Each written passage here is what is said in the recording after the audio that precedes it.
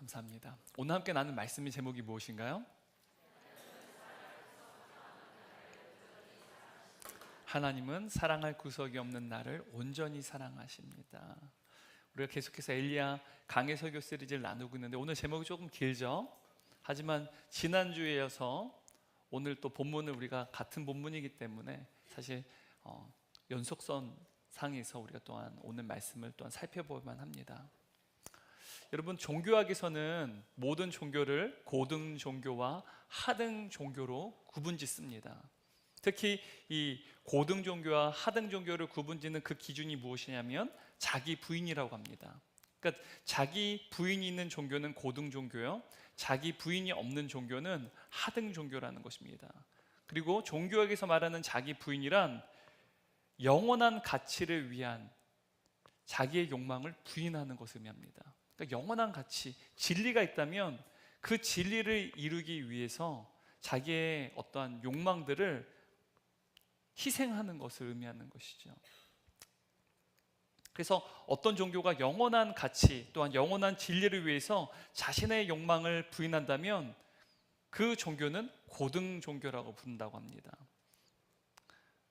달리 말하면 나의 어떠한 성공과 나의 욕망의 성취를 이루기 위해서 내가 믿는 신조차도 단지 욕망을 이루기 위한 도구로 여긴다면 그것은 종교의 어떠한 형태와 관계없이 바로 하등 종교라고 말할 수 있는 것이죠.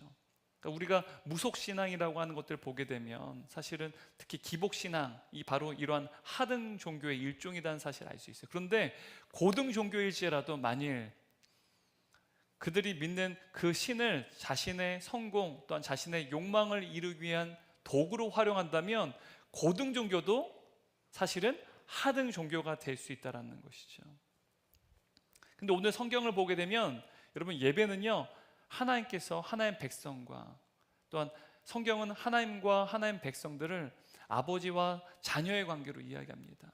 이렇듯 하나님과의 백성의 그 관계를 친밀한 관계를 맺는 것이 곧 예배다라는 사실 오늘 성경은 우리에게 이야기하고 있습니다. 그렇다면 우리가 사실 지난주에 양다리를 걸친 신앙생활을 할 수 있는 어떠한 신앙의 위험성을 우리가 가지고 있다는 사실을 함께 성경을 통해 살펴봤습니다. 그죠? 그렇다면 우리가 이러한 양다리를 걸친 신앙생활이 아니라, 그래서 우상 숭배를 하는 것이 아니라 어떻게 하면 우리가 온전히 하나님을 예배드릴 수 있는지에 대해서 오늘 말씀을 통해서 살펴보도록 하겠습니다. 오늘 본문 통해서 알 수 있듯이 북이스라엘 백성들이 숭배했던 이 바알 신앙은요 하등 종교라는 사실을 알 수 있습니다. 우리가 지난주에 읽었었던 본문인데 21절 말씀을 공동 번역 성경을 함께 읽겠습니다. 엘리야가 백성들 앞에서 나서서 말하였다. 여러분, 언제까지 양다리를 걸치고 있을 작정입니까? 여기서 양다리를 걸친다는 이 말은요 저울질을 하는 것이라고 우리가 이해할 수 있습니다. 여러분, 만약 여러분이 북이스라엘 백성이 한번 가정해 보세요. 여러분이 여호와 하나님과 바알 사이에서 지금 양다리를 걸친다는 말은 하나님과 바알 사이에서 저울질을 한다는 의미입니다. 하나님, 바알, 이 저울질을 할 때, 그런데 그 선택권이 누구에게 있는 것입니까? 그렇다면 우리 자신에게 있는 것이죠. 그리고 이스라엘 백성들에게 있는 것이라 볼 수 있습니다. 여러분, 선택권이 나에게 있고 이스라엘 백성들에게 있다면 사실은 그 신이 누구입니까? 내가 신이요?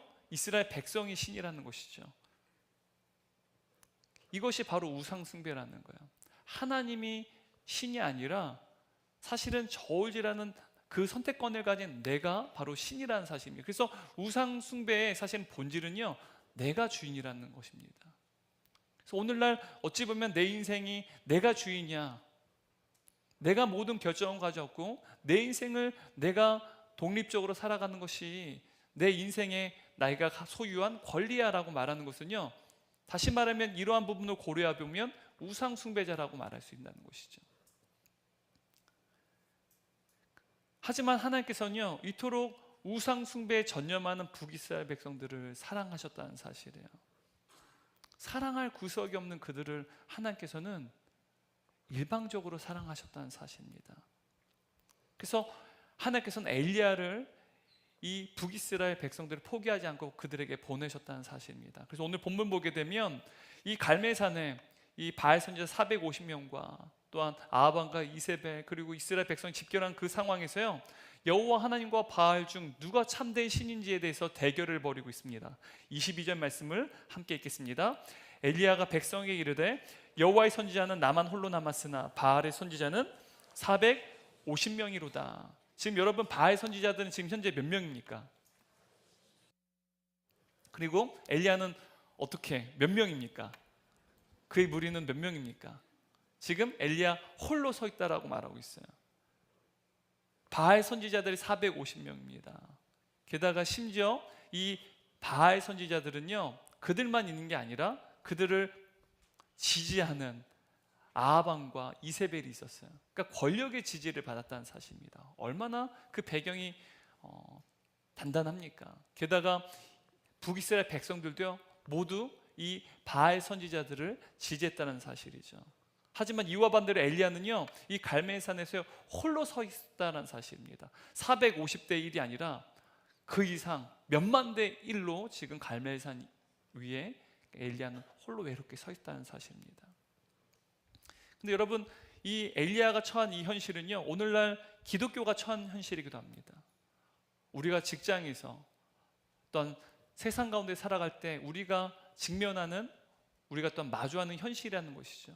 제 제자들이 취업을 하게 됐을 때, 직장 생활할 때 늘 그런 얘기를 많이 했어요. 생각보다 직장에 그리스도인이 없다는 거예요. 신입사원으로 연수를 받는데 한 명도 그리스도인이 없었다는 사실. 그래서 너무너무 깜짝 놀랐다는 거예요. 예전에 무슨 우리가 이제 대한민국 뭐 5천만이면 뭐 그 중에 한 4분의 1이 그리스도인이다라고 말할 만큼, 5분의 1이 뭐 그리스도인이라고 말할 만큼 그렇게 이제 어떻게 보면 부흥이 있었었는데, 근데 지금 가보면요, 여러분, 세상 가운데 생각보다 그리스도인이 없다는 사실을 경험하게 됩니다. 그리고 이제 미국에 있는 기독교 박해 감시 단체입니다. 그러니까 기독교를 박해하는 여부를 이제 감시하는 단체 중에 인터내셔널 크리스천 컨선이라고 하는 단체가 있어요. 그러니까 미국에 있는 단체입니다. 그러니까 이 단체에서는요, 기독교에 대한 박해 지수를 파악합니다. 우리가 초대교회 당시에 박해가 존재했지 않았습니까? 신앙생활할 때 기독교에 대한 철저한 박해가 있었는데요, 오늘날에도 이러한 박해가 있는데 박해 지수가 점점 높아지고 있다라고 말합니다. 여러분, 이것은 어떤 제3세계나 중동의 어떠한 이슬람 종교를 믿는 중동 국가를 의미하는 게 아니라 미국을 중심으로 이야기하는 거예요. 미국 내부 안에서도요, 기독교 박해 지수가 점점 증가되고 있다라고 말합니다. 특히 미디어와 엔터테인먼트 산업은요, 뭐 오늘날 우리는 뭐 넷플릭스라든지 여러분 드라마를 보도요, 가장 집요하게 공략하는, 세상이 가장 집요하게 공략하는 종교가 무엇인지 아십니까? 기독교라는 사실이에요. 지금 이게 수십 년 동안 교회와 그리스도인들을 부정적으로 묘사하는데, 사실은 이러한 미디어들이 중추적인 역할을 하고 있다는 거예요. 오늘 한국 사회도 마찬가지입니다. 넷플릭스 보게 되면 모든 대부분의 드라마가요, 기독교를 부정적으로 묘사해요. 목사에 대해서 가장 어떻게 보면 부정적으로 묘사합니다. 다른 종교들이 많은데 기독교만 공격하는 것이죠. 이게 지금 수십 년 동안 계속해서 반복해서 행해지는 일이고, 우리는 이 사실을 잘 몰라요. 우리는 그냥 그럴 만한 이유가 있다라고 생각해요. 하지만 기독교 박해 지수가 높아지고 있다는 사실이에요. 여러분, 이번에 뭐 파리 올림픽도 마찬가지잖아요. 기독교를 패러디해가지고요, 막 동성애자, 트랜스젠더들이 예수님의 제자의 행세를 하고 해서 지금 굉장히 이제 그 부분에 대해서 여러 세계 기독교가 같이 한 목소리를 내고 있죠. 그러니까 소수 인권을 위해서요, 다수의 기독교에 대해서는 패러디를 가하는 게 사실 어찌 보면 기독교 박해 지수가 높아지고 있다는 현실을 또한 극명하게 보여주는 사실이기도 하다는 사실입니다. 이게 우리가 지금 접하고 있는 우리의 인생이라는 사실입니다. 그런데 지금 이 엘리야는요, 바알 선지자 450대, 게다가 아합과 이세벨의 어떠한 권력자들의 지지, 그리고 북이스라엘 백성들, 이렇게 둘러싸여 있는 상황 속에서요, 불가능한 싸움을 벌이고 있는 거예요. 이러한 싸움에서 이긴다는 것은요, 불가능한 일입니다. 하지만 엘리야는요, 자신감이 넘칩니다. 왜냐하면 그는 언제나 그렇듯이 그는 수많은 사람들 앞에서, 원수들 앞에서도요, 그들 앞에 선 것이 아니라 누구 앞에 섰습니까? 여호와 하나님 존존 앞에 섰다는 사실입니다. 그리고 엘리야는요, 바로 이 바알 선지자들과 함께, 불기스라엘 백성들과 함께 여호와 하나님과 바알 중 누가 참된 신인지를 대결할 것을 지금 제안하는 것입니다. 22절, 23절, 25절 말씀을 현대인의 성경을 함께 읽도록 하겠습니다. 이제 송아지 2마리를 가져와 한 마리는 바알의 예언자들이 잡아 각을 떠서 나무 위에 올려놓고 불은 놓지 않도록 하시오. 나도 한 마리를 그렇게 하겠소. 그런 다음 바알의 예언자들이 그들의 신에게 기도하게 하시오. 나도 여호와께 기도하겠소. 불을 내려 응답하는 신, 바로 그가 하나님이요. 그러자 백성들은 그렇게 하는 것이 좋겠다고 소리쳤다. 그리고 엘리야는 바알의 예언자들에게 말하였다. 너희는 수가 많다. 그러므로 먼저 송아지 한 마리를 택하여 잡고 너희 신의 이름을 불러라. 그러나 나무에 불을 놓아서는 안 된다. 지금 각자가 이제 바알과 또 여호와 하나님께 제물을 제단 위에 놓고 서로 하늘로부터 불이 떨어져서 그 제단에 있는 제물들을 불사르게 되면 그가 곧 참된 신이라고 하는 대결을 벌이는 것이죠. 아마 말씀을 읽으면서 아마 이 내용이 어떤 내용인지 정확하게 이해가 되시리라 생각합니다. 지금 이 대결에 바알 선지자들은 대결에 긍정적으로 응하고 있습니까? 부정적으로 대하고 있습니까? 매우 긍정적으로 대하고 있고, 뿐만 아니라 이스라엘 백성들도 아주 긍정적으로 그게 좋다라고 지금 서로 동의하고 있다는 사실을 우리가 말씀을 통해서 알 수 있습니다. 왜냐하면 여러분, 이 바알에 대한 유물을 살펴보게 되면, 한번 이미지 한번 보여주시겠어요? 이 바알은 지금 오른손 시켜들고 있죠. 그러니까 늘 바알의 유물을 살펴보면 저게 바알 신에 대한 유물입니다. 이스라엘에서 이제 출토된 유물인데요, 저게 바알 신입니다. 가나안 땅에. 그래서 오른손에는 번개를 짚고 있어요. 마치 제우스가 그의 무기가 번개인 것처럼 바알도요, 번개가 그의 주요 무기였습니다. 그래서 오른손을 들고 있으면 저 오른손에 무엇을 짚고 있는 거예요? 번개를 짚고 있다는 사실입니다. 그러니까 바알은 하늘의 신이자 번개의 신입니다. 그러므로 그의 어떤 이제 18번 무기가 뭐냐면 번개라는 거예요. 번개. 그러니까 번개면 어떻게 하겠습니까? 불 붙이는 건 선수이지 않겠습니까? 그러니 이제 바알 선지자들도, 이스라엘 백성들도 불을 붙이는 것에 대해서 너무나도 긍정적으로 동의한 것이죠. 근데 여러분, 지금 3년이 넘도록 비가 내리지 않고 가뭄이 지속되는 상황입니다. 그렇다면 여러분, 하나님과 바알 중 누가 비를 내리게 하는 신이 참된 신가를 대결하는 것이 더 사실은 옳아 보이는데, 왜 엘리야는 비가 아니라 하늘에서 불을 내리는 대결을 제안했었을까요? 사실 비가 내리는 게 훨씬 더 지금 백성들에게는 가장 필요한, 어떻게 보면 응답 아니겠습니까? 여러분, 우리가 인생에서 하나님을 가장 필요한 때가 언제입니까? 여러분, 하나님을 가장 필요한 때가 언제예요? 네? 가장 필요할 때. 여러분, 평안할 때 하나님 필요로 하십니까? 모든 것이 형통할 때 하나님을 더욱더 깊이 만나고 묵상하십니까? 여러분, 우리가 인생에서요, 하나님을 가장 필요할 때는요, 우리 인생에 어려움이 발생할 때예요. 고난이 닥쳐올 때입니다. 우리의 필요가 생겨날 때, 그리고 우리의 간절한 필요가 응답되기를 바랄 때 우리는요, 하나님을 간절히 필요로 한다는 사실입니다. 물론 우리는요, 우리의 필요를 하늘 아버지이신 우리 하나님께 간절히 구해야 됩니다. 왜냐하면 하는 백성이요, 하나님의 자녀인 저와 여러분은요, 하나님께 구할 수 있는 자녀의 특권이 있다는 사실이에요. 우리의 필요를 주께 구할 수 있습니다. 그런데 왜 여러분, 도대체 엘리야는요, 지금 하늘로부터 비를 구하는 것이, 응당 구하는 것이 옳아 보이는데, 왜 그는 비가 아니라 하늘로부터 불이 내리는 것을 지금 내리는 것으로 대결을 지금 제안하는 것일까요? 우리는 그 이유를요, 30절 말씀에서 찾을 수 있습니다. 30절 말씀을 이제 하반절 말씀 함께 읽도록 하겠습니다. 그가 무너진 여호와의 제단을 수축하되, 여기서 그라는 인물은 엘리야입니다. 엘리야가 무너진 여호와의 제단을 수축하되라고 지금 말하고 있습니다. 여기서 그러니까 여기서 무너진 여호와의 제단을 세웠다라는 이 말은요, 북이스라엘에서 폐기된 여호와 하나님의 예배를 다시 복원했다라는 뜻이에요. 더 이상 어느 누구도 여호와 하나님을 향해서 예배를 드리지 않아요. 그런데 그 예배를 다시 복원했다라는 사실입니다. 다시 말하면 이 하늘부터 불이 내리는 이 대결의 본질적인 목적은요, 북이스라엘 가운데 무너진 예배를 다시 회복하는 것입니다. 하나님과 하나님의 백성의 그 관계를 다시 회복하는 것, 바로 이것이 하나님의 진심이었다는 사실이에요. 하나님께서 간절히 바라는 것은요, 지금 저울질하고 우상 숭배하고 하나님을 떠나버린 그들이요, 다시 하나님을 예배드리는 하나님의 자녀들, 하나님과 친밀한 관계를 회복되는 주의 자녀들이 되기를 원하셨다는 사실입니다. 다시 말하면 하나님께서는요, 북이스라엘 백성들과 그 관계를 다시 회복하기를 원하셨다라는 사실이에요. 그래서 하나님께서는 북이스라엘 백성들을 포기하지 않고 엘리야 선지자를 보내셨다는 사실입니다.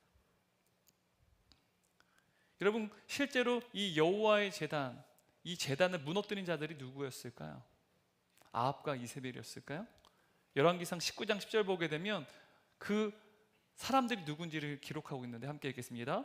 이스라엘 자손이 주의 언약을 버리고 주의 제단을 헐며. 누가 제단을 헐었습니까? 이스라엘 백성들이 여호와의 제단을 기꺼이 자발적으로 헐었다라고 성경은 기록하고 있다는 사실입니다. 실제적으로 물론 아합과 이세벨이 동요한 건 맞아요. 하지만 이스라엘 백성들이 오히려 자발적으로 바알을 숭배했다라는 사실 성경은 분명히 이야기하고 있습니다. 오랜 전부터 가나안 사람들은요, 하늘의 주인이자 비를 주관하는 신인 이 바알을 숭배했습니다. 그래서 이스라엘 백성들은요, 이 바알의 능력을 이용해서, 그러니까 바알의 능력이 뭡니까? 하늘에서 비를 내리는 것 아닙니까? 풍요와 번영을 이루는 것 아닙니까? 그 바알의 능력을 이용해서 그들이 부요함과 번영을 이루기를 원했다는 사실입니다.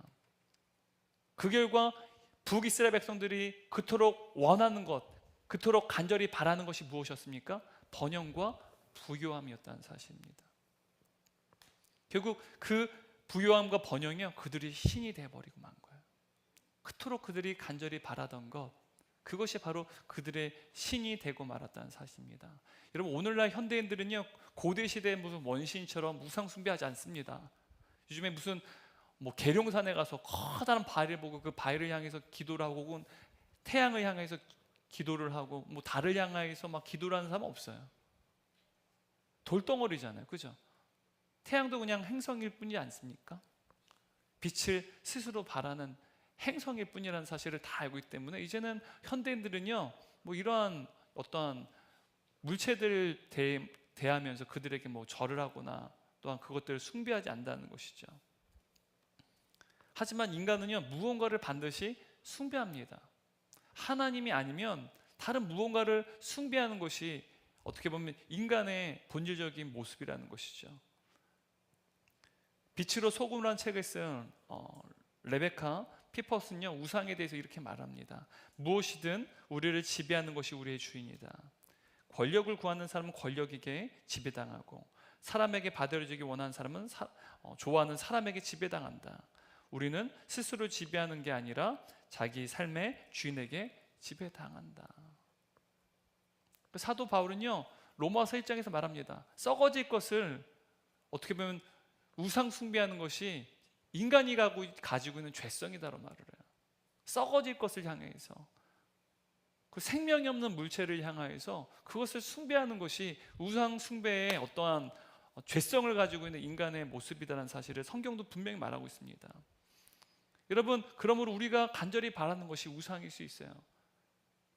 더욱이 우리가 오랜 시간 동안 간절히 바라는 그것이요, 우리의 우상일 수 있다는 사실입니다. 지금 3년이 시간 동안, 3년이 넘는 시간 동안 가뭄이 지속되는 가운데 북이스라엘 백성들이 간절히 바라는 것이 무엇이었겠습니까? 여러분, 비가 내리지 않는 가운데 만약 여러분들이 지금 북이스라엘 백성님이 무엇을 간절히 바라시겠습니까? 비가 내리는 것이 간절한 바람일 것입니다. 비가 내리기를 바라면 바랄수록 아마도 이 북이스라엘 백성들은요, 하늘의 신인 바알에 대한 열망도 점차 커져만 갔었을 것입니다. 그들의 종교성이 더욱더 커져갔을 것이라는 사실이죠. 결국 바알 신앙은요, 인간의 욕구를 충족시켜주기 위한 바로 인간 중심적인 종교라는 것이죠. 그리고 이러한 신앙을 우리는요, 기복신앙이라고 말합니다. 인간의 욕망을 채우기 위해서 존재하는 인간 중심의 종교, 그것을 기복신앙이라는 거죠. 복을 구하는 것이죠. 물질적인 복을 구하는 것이 바로 이러한 기복신앙의 특징이라고 말할 수 있습니다. 바로 이 바알 숭배는요, 기복신앙이었습니다. 오늘 본문 보게 되면 450명에 되는 바알 선지자들이요, 그들의 신에게 부르짖습니다. 여러분, 450명이 부르짖는다는 것 한번 상상해 보세요. 얼마나 큰 소리겠어요. 지금 우리가 여기 본당 1층에 약 한 500에서 한 600명 정도 앉을 수 있어요. 한 여기에 계신 한 4분의 3, 한 3분의 2 인원분들이 한번 소리를 소리 지른다고 생각해 보세요. 얼마나 그 소리가 가관이겠습니까? 아침부터 정오가 될 때까지 하늘 향해서 바알을 향해 부르짖었을 거예요. 막 큰 소리로 바알이여, 바알이여. 근데 응답이 있었습니까? 없었습니까? 아무런 응답이 없었어요. 여러분 26절에서 29절까지의 말씀 보잖아요. 없다, 없다, 없다라는 단어가 5번 등장합니다. 그 말은요, 바알의 응답이 없다는 게 아니라 바알이 없다라는 뜻이에요. 바알은 존재하지 않는다. 성경 분명히 말하고 있습니다. 없다, 없다, 없다, 없다, 없다. 하나님께서는요, 바알은 없다라고 말씀하시는 거예요. 그러자 엘리야가요, 이 바알 선지자들 향해 조롱하기 시작합니다. 26절 27절 말씀인데 현대인의 성경 함께 읽겠습니다. 그래서 그들은 송아지 한 마리를 잡아 나무 위에 올려놓고 아침부터 정오까지 바알의 이름을 부르고 단 주위에서 춤을 추며 바알이여 우리에게 응답하소서 하고 계속 외쳐댔지만 아무런 응답도 없었다. 정오쯤 되었을 때 엘리야는 그들을 조롱하며 더 큰 소리를 불러라. 그가 신이 아니냐. 그가 딴 생각을 하고 있거나 용변을 보러 갔거나 여행을 떠났거나 아니면 잠이 들어 깨어야 할지도 모르겠다 하고 비웃었다. 여러분 지금 우리가 읽은 성경이 조금 다르죠. 저는 이 버전이 더 정확한 번역을 생각합니다. 용변을 보러 간대. 딴 생각을 하고 있대요. 어디 여행을 떠났을지도 모른대요. 잠이 들어서 깨어야 될지도 모른대요. 고대 근동 어떤 신화에서는요, 큰 신일수록 낮잠을 잡니다. 작은 신은요 잠을 못 자고 큰 신일수록 잠을 잘 수 있는데요. 그러니까 니들이 알듯이 지금 바알이 잠자고 있을지 모르니까 더 크게 부르짖으라. 지금 엘리야가 그들에게 조롱하고 있습니다. 그러니까 약이 오른 이 바알 선지자들이 어떻게 했을까요? 더 큰 소리로 부르짖었어요. 게다가 자신들의 몸을요 자해하기 시작했습니다. 28절 29절 말씀을요 공동 번역 성경 읽도록 하겠습니다. 그들은 더 크게 소리쳤다. 자기네 의식을 따라 칼과 창으로 몸에 상처를 내어 피까지 흘렸다. 한낮이 지나 제4시간이 될 때까지 그들은 신접한 모습으로 날뛰었다. 그러나 여전히 대답은커녕 아무 소리도 아무 기척도 없었다. 바알 종교는요 자신의 몸을 자해하고 막 피를 흘리는 것이 그들의 의식이었습니다. 그러니까 이 성경 공동 번역 성경이 아주 잘 번역을 하고 있어요. 의식이었다는 거예요. 종교 의식이었습니다. 막 자해하고 막 피를 흘리게끔 하는 것. 그래서 바알이 그들의 기도를 응답하게끔 하는 것이 그들의 종교 의식이었다는 것이죠. 여러분 우리가 지금 읽어본 이 바알 선지자의 기도를 통해서 살펴볼 수 있는 이 기복신앙의 특징을 발견할 수 있습니다. 여러분 첫 번째 기복신앙의 특징은요, 내가 무언가를 얻기 위해서는 공짜로 얻을 수 있는 것이 아니라 내 편에서 그에 상응하는 정성을 바쳐야 된다는 거예요. 여러분 우리가 지성이면 감천이다라는 말 아시죠? 지금 바알 선지자들 어떻게 하고 있어요? 불이 하늘부터 떨어지게끔 하기 위해서 어떻게 하고 있습니까? 어떤 정성을 다하고 있어요? 몸을 자해하면서 상처를 입히고 피를 흘리면서까지 지금 정성을 다해서 누구를 섬기고 있는 거예요? 바알을 섬기고 있는 것이죠. 그래서 여러분 가나안 종교는요 이 바알을 위해서 심지어 정성을 다해서 모든 것을 바치는데 어디까지 바치냐? 자신의 자식까지 바쳤다고 말합니다. 인신제사죠. 왜 자신의 자식까지 희생하면서까지 이토록 바알을 숭배했을까요? 무언가를 얻기 위해라는 거예요. 공짜로 얻을 수 없는 거예요. 세상에 공짜가 어디 있어요. 그리고 두 번째, 이 기복신앙의 특징은요, 내가 지극히 정성을 다해 섬겼다면 반드시 그에 상하는 보상을 어떻게 된다고요? 네? 상하는 보상을 베풀어 줘야 된다는 거예요. 누가요? 내가 기도한 그 신이요. 이게 기복신앙인 거예요. 내가 정성을 다해서, 지금 이 가나안 사람들은 자신의 자식까지도 바쳤잖아요. 그렇게 지극히 정성을 다해서 섬겼으면 그에 상응하는 보상을 내게 내려줘야 되는 거예요. 그러니까 여러분, 첫 번째 특징과 두 번째 특징을 잘 살펴보시면 일종의 거래입니다. 그러니까 일종의 거래 방식이 곧 기복신앙의 특징이라는 사실을 알 수 있어요. 여러분, 기복신앙, 즉 인간이 만들어낸 신은요, 스스로 판단해서 어떠한 결정을 내리는 인격적인 존재가 아니에요. 마치 여러분, 음료수 자판기에서 콜라를 뚝 넣으면 어떻게 돼요? 콜라가 나오죠. 돈을 내고 콜라를 넣으면 자판기에 콜라가 나와, 안 나와요? 근데 안 나오면 어떻게 됩니까? 자판기를 부수죠. 왜요? 내가 지금 그에 상응하는 대가를 지불했는데 얘가 그 대가 지불에 보상을 안 하네? 그럼 어떻게 해요? 주먹으로 막 때리는 거죠. 내 거 내놓으라고, 아니 돈을 내놓으라고.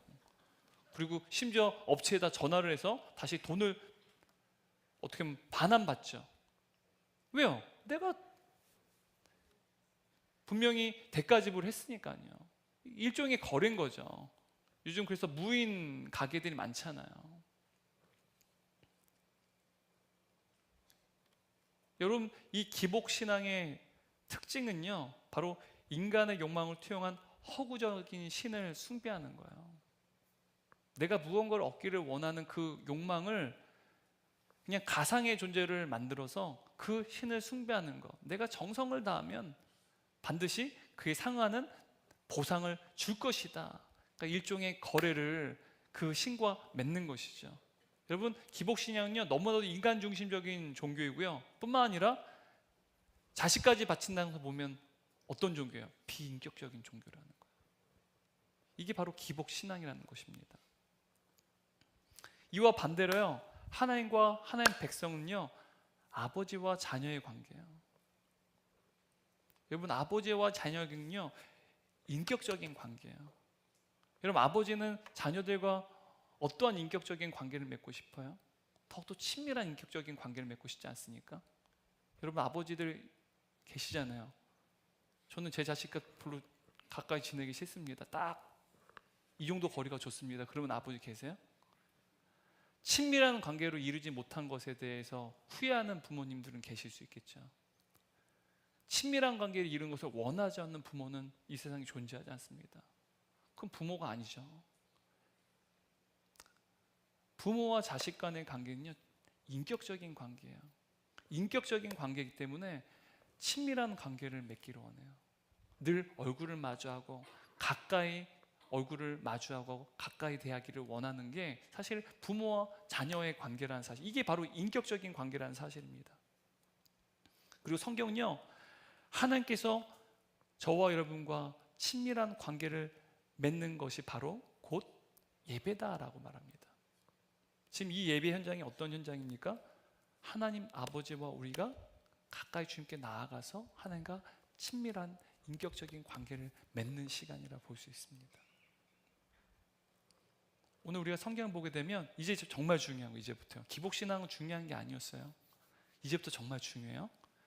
엘리야 선지자가 행하는 세 가지 행위가 있는데요, 그 세 가지 행위를 통해서요, 우리가 하나님을 예배할 때 우리가 어떻게 하면 하나님과 인격적인 관계를 맺을 수 있는지에 대해서 좀 구체적으로 살펴보도록 하겠습니다. 이제부터 정말 중요해요. 우리가 하나님께 예배를 드리는데 지금 엘리야 선지자는요, 우리가 어떻게 예배 드려야 될지 이야기해 주는 거예요. 이 세 가지 형식을 가지고 우리가 하나님께 나갈 때 하나님과 인격적인 관계를 친밀하게 맺는 그 예배를 드릴 수 있다는 사실을 엘리야 선지자를 통해서 우리는 알 수 있다는 사실입니다. 지금 너무너무 중요합니다. 지금까지는 기억이 안 나셔도 돼요. 지금부터 정말 중요해요. 먼저 여러분 엘리야 선지자는요 백성들에게 무엇을 요구하느냐? 가까이 나아오라라고 지금 요구하고 있습니다. 30절 말씀 읽겠습니다. 엘리야가 모든 백성을 향하여 이르되 내게로 가까이 오라. 백성이 다 그에게 가까이 가매. 여러분 오늘 우리가 읽은 본문 가장 중요한 단어가요 가까이 오라요. 중심 주제가 가까이 오라입니다. 지금 저울질하고 있어요. 누가 참된 신인지 몰라요. 게다가 여호와 하나님을 향한 예배도 다 폐기돼 버렸어요. 근데 하나님은 그들을 찾기 원하세요. 지금 엘리야 선지자가 그들에게 하는 이 말은요 하나님 아버지께서 그들에게 하시는 말씀이에요. 나에게 가까이 오라. 나에게 가까이 오라. 이게 바로 예배라는 거예요. 근데 여러분 엘리야 선지자가 백성들에게 가까이 나아오라라고 하는 그 이유가 무엇입니까? 30절 말씀 읽겠습니다. 그가 무너진 여호와의 제단을 수축하되. 여러분 여기서 무너진이라는 이 단어는요 오랫동안 사용하지 않고 보수를 하지 않아서 무너진 것이라는 것을 의미하는 게 아니라 의도적으로 폭력을 휘둘려서 무너뜨린 것을 의미하는 거예요. 근데 이것을 누가 무너뜨렸다고요? 이스라엘 백성들이 자발적으로 무너뜨렸다는 것입니다. 그 너희들 스스로 무너뜨린 그 여호와의 제단을 다시 회복하자라는 거예요. 다시 재건하자라는 것입니다. 이 말은요 하나님과의 관계를 회복하자라는 의미예요. 하나님께 가까이 나와서 주님과의 그 친밀한 관계를 다시 회복하라라고 하는 간청이라는 것이죠. 여러분 누가복음 15장을 보게 되면 잃어버린 아들을 가진 아버지에 대한 비유가 나옵니다. 우리가 뭐 탕자의 비유라고도 말하지만 여기선 탕자가 주인공이 아닙니다. 아버지가 주인공이에요. 여러분 둘째 아들이 아버지에게 재산을 달라고 해서 아버지 품을 떠나버립니다. 그렇게 어떻게 됩니까? 타국에 가서 다른 나라에 가서 허랑방탕해서 거지가 됩니다.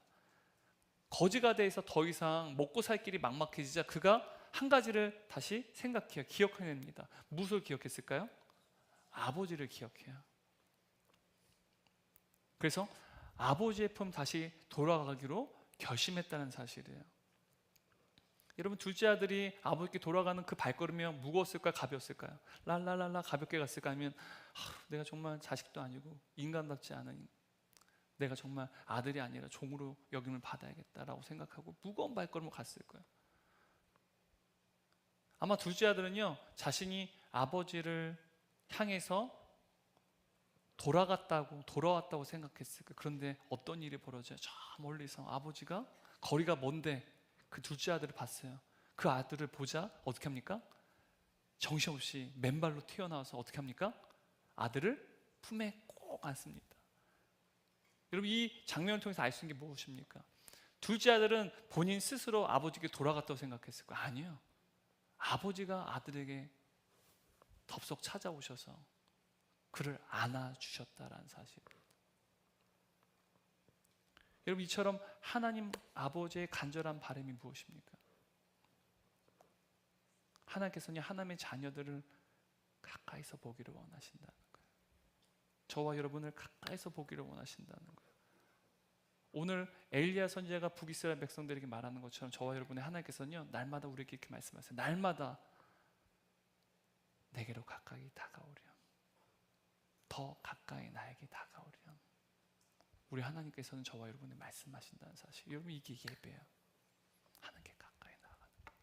우리가 이 주일 공예배를 통해서 하나님께 나아갑니다. 하지만 매일의 삶 가운데 하나님께서는 더 가까이 내게 다가오렴, 가까이 나오렴 말씀하신다는 사실. 우리가 새벽 예배를 통해서 또한 우리가 큐티를 통해서 말씀 묵상함으로 기도의 자리로 나아감으로 우리가 무엇을 하는 것입니까? 하나님께 가까이 나아가는 거예요. 하나님께서는 저와 여러분의 이걸 원하신다는 거예요. 우리가 가까이 나가는 게 아니에요. 우리가 하나님께 가까이 나가면 하나님께서 저와 여러분을 그분의 넓은 가슴으로 감싸 안아주신다는 사실. 여러분 오늘날 수많은 그리스도인들이요 이 세상 가운데 무너진 제단, 무너진 예배를 다시 회복하기를 원해요. 여러분 참된 부흥이 다시 회복되기 원하지 않습니까? 더 이상 이 세상이 하나님을 부정하거나 대적하는 것이 아니라 세상의 한복판에서 예배가 다시 회복되는 부흥이 일어나기 우리가 간절히 소망하지 않습니까? 소망하지 않으세요? 정말 심각한데 소망하지 않으세요? 우리 남성 동역자분들 직장에서 하나님을 예배하는 놀라운 부흥이 일어나기 원하지 않으세요? 여러분 가정에서 하나님을 예배하는 예배가 무너진 그곳에서 하나님을 예배하는 부흥이 일어나기 원하지 않으세요?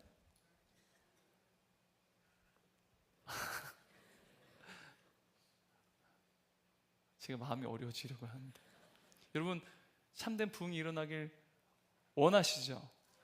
원하시죠? 우리의 가정이, 우리의 일터가, 우리가 살아가고 있는 우리 세상이 무너진 예배가 다시 회복되고 예배가 복원되어지는 놀라운 부흥의 역사가 일어나길 원하시죠? 근데 여러분 참된 부흥은요 우리가 하나님께 가까이 나아가는 것으로부터 시작된다는 사실입니다. 우리가 이 예배 현장 가운데 하나님께 가까이 나아가고 가정이 예배가 회복되게 원하면 어떻게 하십니까? 가정에서 여러분이 하나님께 가까이 나아가야 돼요. 여러분 직장이 무너진 예배가 회복되게 원하신다면 그 직장에서도 여러분 어떻게 하세요? 여러분 하나님께 가까이 나아가야 되는 거예요. 하나님께 가까이 나가는 곳에서부터 부흥은 시작됐다는 사실입니다. 내가 하나님께 가까이 나가지 않는데 부흥이 일어날 수 없다는 사실이에요. 여러분 우리가 하나님께 가까이 나갈 때 하나님과의 친밀한 그 관계를 이루는 은총을 누리게 될 줄 믿습니다. 우리 가정에서, 우리 직장에서 내가 날마다 하나님께 더 가까이 감으로 하나님과의 그 친밀한 관계를 이루는 그 은혜를 풍성히 누리는 저와 여러분 되시기를 주님의 이름으로 축원합니다. 그리고 여러분 두 번째로 엘리야는요 12개의 돌을 쌓았어요. 여기서 12개의 돌은요 무엇을 상징하는 것일까요? 여러분 너무 잘 알듯이 이스라엘의 12지파를 의미하는 것입니다. 야곱의 아들들이 12명이었잖아요. 그래서 이 12지파를 의미하는 것이죠. 그리고 이 12개의 돌은요 여러분 돌을 쌓는다는 말은요 기억을 의미하는 거예요. 하나님께서 과거 이스라엘 백성들이 행하셨던 그 과거에 행하신 그 일을요 기억하는 것을 상징하는 것입니다.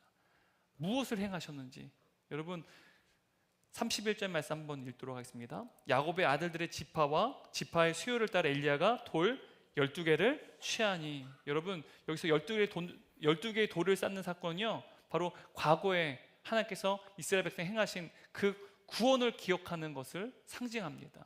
그들에게 베푸신 그 구원을 기억하는 것.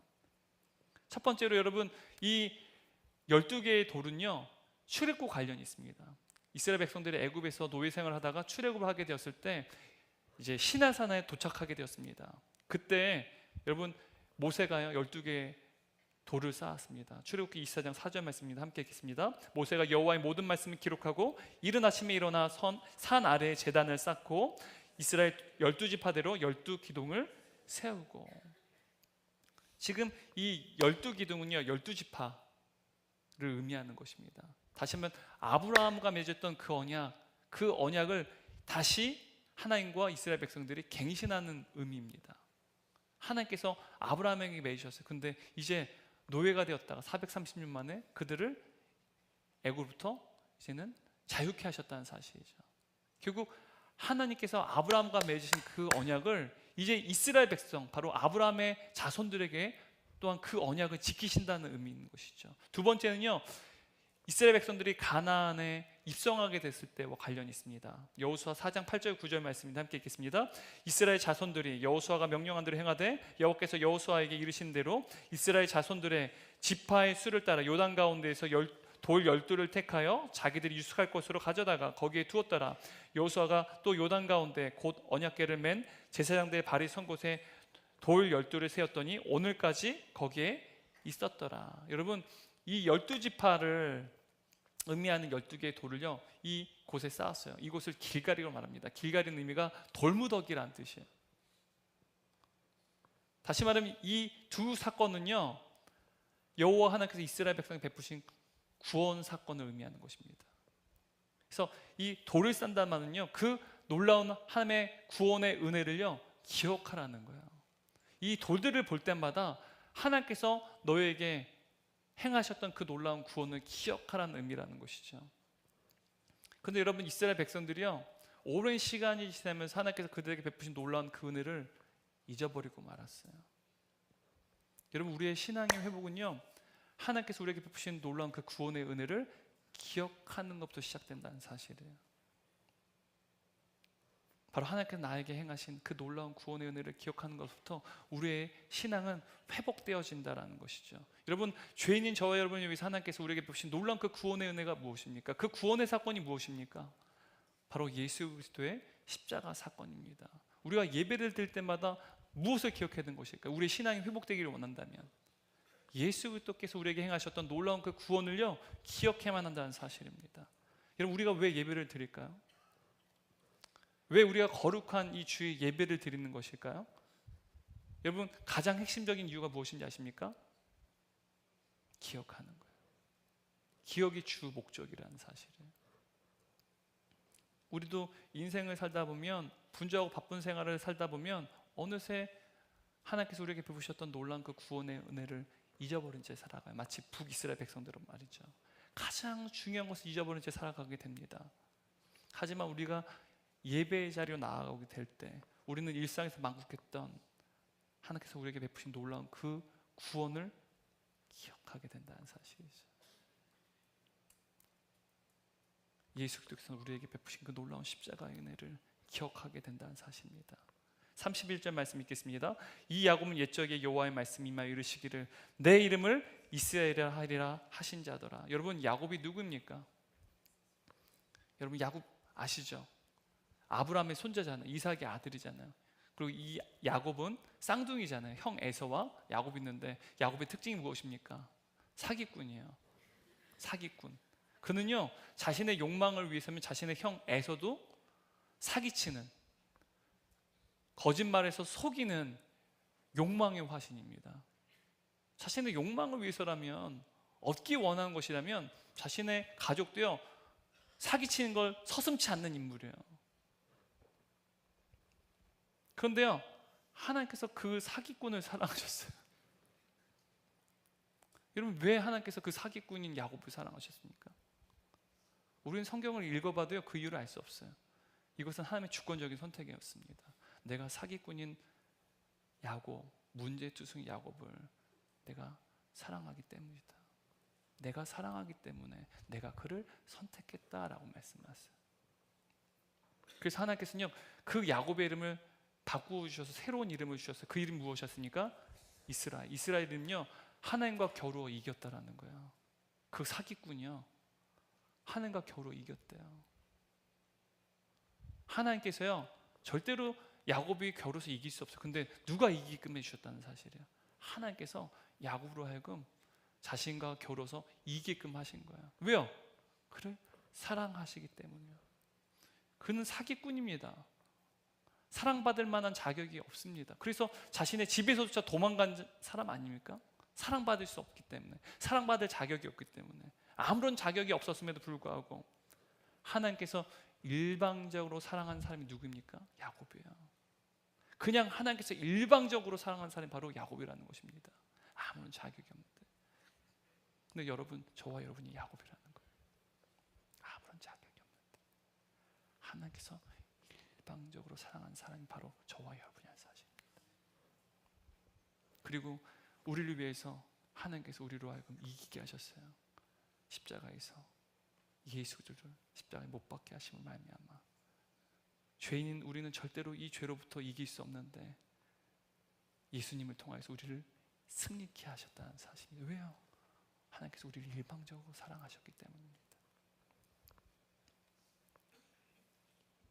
여러분, 세 번째, 엘리야는요, 물을 부으라고 말했습니다. 34절 35절 말씀을 현대어 성경을 함께 읽겠습니다. 끝으로 그는 재물과 장작더미 위에 물 4통을 붓게 하고 4통씩 2번 더 붓게 했다. 물은 이미 제단을 흠뻑 적시며 흘러내려 도랑까지 가득 차 도저히 불을 붙일 수도 없는 상태가 되었다. 여러분, 본문을 보게 되면 엘리야는 총 12통의 물을요, 제단과 제물에다가 뿌렸습니다. 여러분, 상식적으로 지금 12통의 물이요, 15리터가 넘는 물이라고 말합니다. 몇 리터인지 정확하게 알 수 없어요. 근데 이 12통의 물을 들어 부었다는 말은요, 상식적으로 여러분, 이 제단이 또한 이 제단이 불을 태울 또한 이 나무들이 불에 타버리면, 그러니까 물에 적셔지면 이제 불을 붙일 수 있습니까? 없습니까? 네? 절대로 붙일 수가 없어요. 그런데 지금 엘리야가 이 제단에다가 혹은 제물에다가 12통의 물을 부은 것은 무엇입니까? 그 이유가 무엇입니까? 비록 그가 이 제단을 물로 흠뻑 적신다 할지라도, 불이 붙일 수 없는 제단이라 할지라도 전능하신 하나님께서는 이 제단에 불을 붙일 수 있다는 사실, 그는 믿었다는 거예요. 그게 바로 믿음이죠. 주님께서는 모든 것이 가능하십니다. 하나님께서 모든 것이 가능하십니다. 여러분, 우리가 예배 자리에 나올 때요, 여러분 이것을 늘 우리가 의지해야 돼요. 하나님께서 모든 것이 가능하신 하나님은 사실이에요. 어쩌면 우리의 심령에 불이 붙일 수 없는, 우리가 절망의 고난의 시간을 보내고 있을지도 모릅니다. 하지만 우리가 하나님께 가까이 나가게 되면 하나님께서는 우리의 심령 가운데 성령의 불을 붙이시고 우리를 성령 충만케 하신다는 사실을.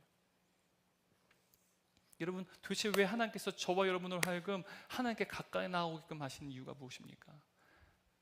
이 주일 예배 가운데 저와 여러분이 이 예배 현장 가운데 가까이 나오게 하시는 그 이유가 무엇입니까? 우리 인생이 어딘가 찌그러져 있고 우리의 인생의 테두리도 희미하고 문제투성이일지라도 하나님께서는요, 사랑할 구석이 없는 저와 여러분을 일방적으로 아낌없이 사랑하신다는 것입니다. 그래서 우리 주님은요, 저와 여러분이 이 주일에도 매일의 삶 가운데서도 우리가 발을 든 모든 현장마다 하나님께 가까이 나아가기를 원하신다는 사실입니다. 결론입니다.